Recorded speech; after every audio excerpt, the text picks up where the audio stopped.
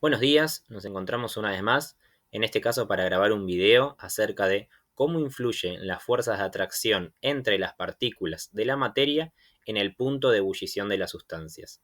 Así que haremos un breve repaso de los estados de agregación de la materia, de los cambios de estado que pueden sufrir, de los conceptos de punto de fusión y punto de ebullición, algunos ejemplos de cómo trabajar con ellos y cómo esto se relaciona con las fuerzas de atracción. Sin más, comencemos. Bueno, los estados de la materia los conocemos. Estos son el estado sólido, en aquellos materiales que mantienen su forma propia, que no se pueden comprimir fácilmente, que tienen una densidad elevada. Tenemos a los líquidos, que se adaptan a la forma del recipiente, es decir, que no tienen forma propia, pero sí que tienen un volumen constante, que pueden fluir fácilmente. Y los gases son aquellos materiales que pueden fluir fácilmente, pero que se pueden comprimir y expandir con suma facilidad. No vamos a profundizar mucho más en los estados de la materia, eso puede ser cuestión de otro video. Para explicar el comportamiento de los estados de la materia, esto que acabamos de mencionar, todas características macroscópicas, tenemos que pensar en la teoría cinético-molecular, aquella teoría que nos explica cómo se comportan las partículas de los sólidos, de los líquidos y de los gases. Aquella teoría nos dice que las partículas de los sólidos se encuentran muy cercanas uno con respecto a las otras, porque hay grandes fuerzas de atracción entre ellas, las cuales permiten que las partículas prácticamente no puedan moverse, sino que solo vibren en su lugar. En cambio, en el estado líquido, esas fuerzas de atracción son un poco más débiles, por eso las partículas pueden desplazarse unos sobre las otras sin llegar a separarse, por eso los líquidos pueden fluir, pero no se expanden ni se comprimen. En cambio, los gases, la fuerza de atracción que tienen entre las partículas ya son muy débiles, la fuerza de atracción es muy menor, por eso las partículas están separadas, por eso los gases pueden comprimirse y expandirse con total facilidad. Esta es la teoría cinético-molecular, la que explica el comportamiento a nivel microscópico de los sólidos, de los líquidos y de los gases. Lo que nos importa en este momento a nosotros es que en los sólidos, en los líquidos y en los gases, la fuerza de atracción entre las partículas es diferente. En los sólidos tenemos mayor atracción entre las partículas y en los gases la atracción es mucho menor. Mientras que en los líquidos tenemos una atracción intermedia, podemos decir, pero en realidad una atracción bastante más cercana a la de los sólidos. Esas fuerzas de atracción dependen de las sustancias. Bien, ahora cambiaremos un poco de tema y luego lo relacionaremos con todo esto. Sabemos que las sustancias pueden sufrir cambios de estado. Cuando una sustancia pasa del estado sólido al estado líquido, a ese proceso lo llamamos fusión. Y para que esto ocurra, por lo general, debe aumentar la temperatura.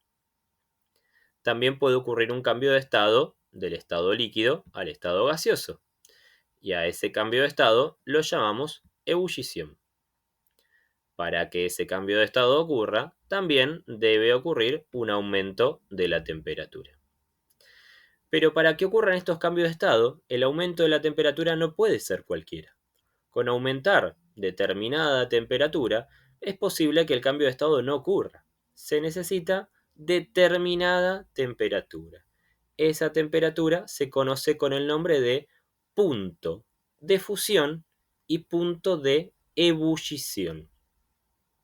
Es decir, que el punto de fusión y el punto de ebullición son temperaturas en la que ocurren los cambios de estado. Acá tenemos las definiciones bien claras para que las puedan leer. El punto de fusión es la temperatura en la que ocurre el cambio de estado de un sólido a el estado líquido y viceversa. Y el punto de ebullición es la temperatura en la que va a ocurrir el cambio de estado del estado líquido al estado gaseoso y viceversa. ¿Qué quiere decir esto? Que si nos encontramos con una sustancia a una temperatura inferior a su punto de fusión, sea cual sea, esa sustancia se va a encontrar en estado sólido, porque aún no alcanzó su punto de fusión, no alcanzó la temperatura necesaria para transformarse en un líquido. Ahora, si se supera su punto de fusión, ahí sí se va a transformar en un líquido. Y si se supera su punto de ebullición, se transformará en un gas. Es decir, que si yo conozco el punto de fusión y el punto de ebullición de una sustancia, voy a saber en qué estado se va a encontrar a cualquier temperatura. Vamos de vuelta. Si una sustancia se encuentra a una temperatura menor al punto de fusión, se va a encontrar en estado sólido. Si se encuentra a temperaturas intermedias entre el punto de fusión y el punto de ebullición, se encontrará en estado líquido, mientras que si se encuentra a temperaturas mayores al punto de ebullición, se encontrará en estado gaseoso. Todo eso se resume en ese esquema que vemos acá abajo. Esto es válido para cualquier sustancia, obviamente conociendo el punto de fusión y ebullición de esa sustancia. El punto de fusión y ebullición de una sustancia es particular de la misma. Bien. Ahora, para que una sustancia cambie de estado, deben vencerse las fuerzas de atracción que mencionábamos antes. Nosotros vimos que en el estado líquido las partículas se encontraban juntas y en el estado gaseoso las partículas se encuentran separadas. ¿Esto qué quiere decir?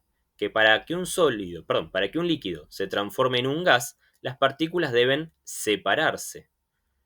O sea, que durante la ebullición, la atracción entre las partículas debe vencerse.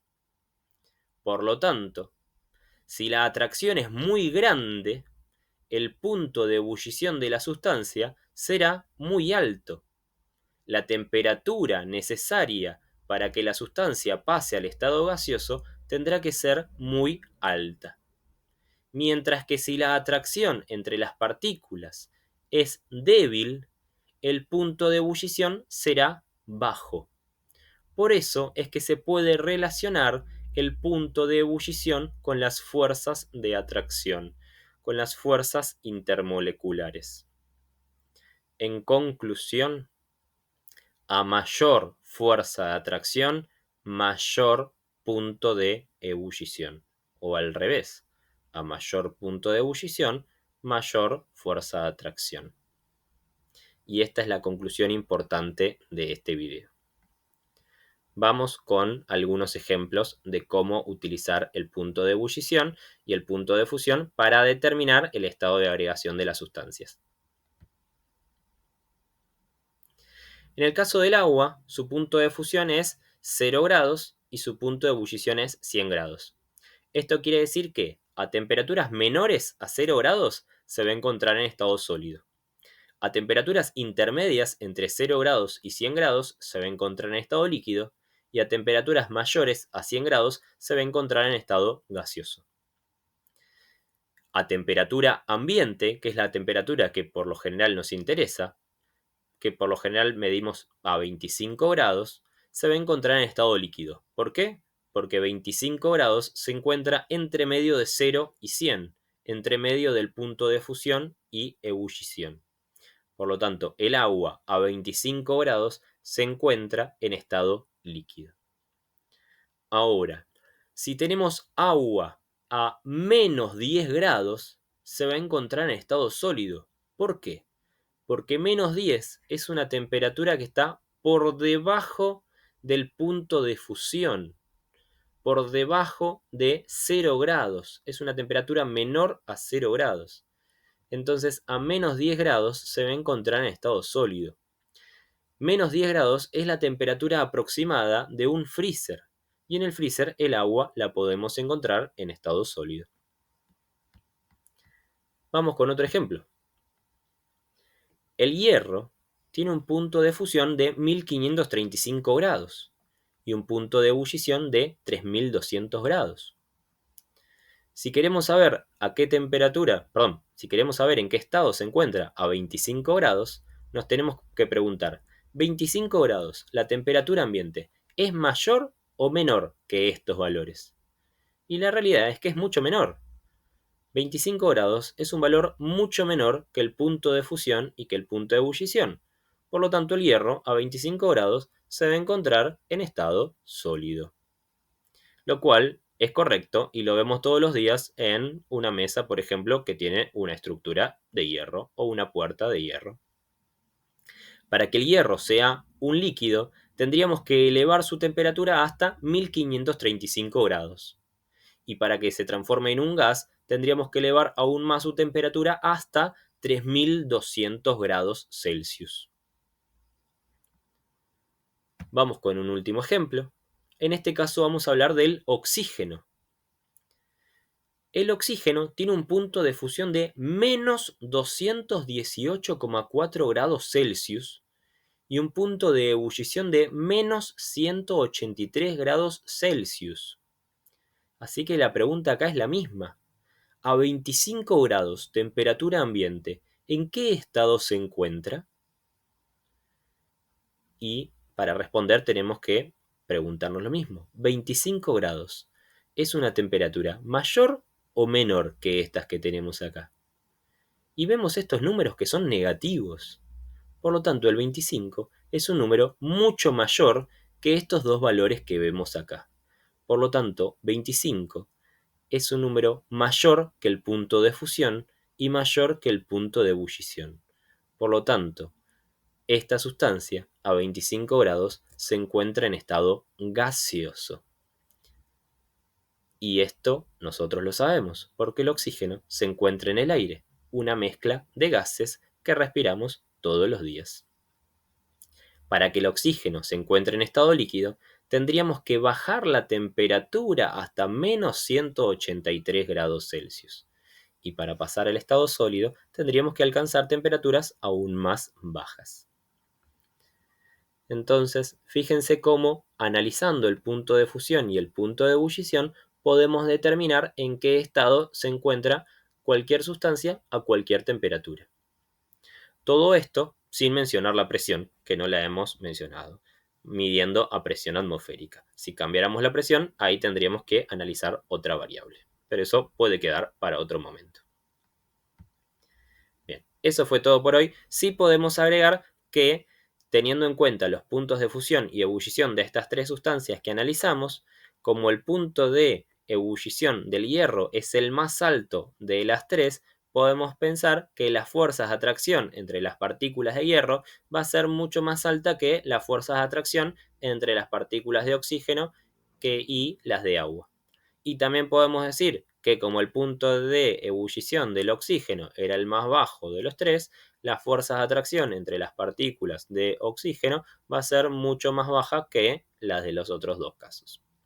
Bueno, ahora sí, eso ha sido todo. Espero haber sido claro. Cualquier cosa, me comentan. Hasta luego.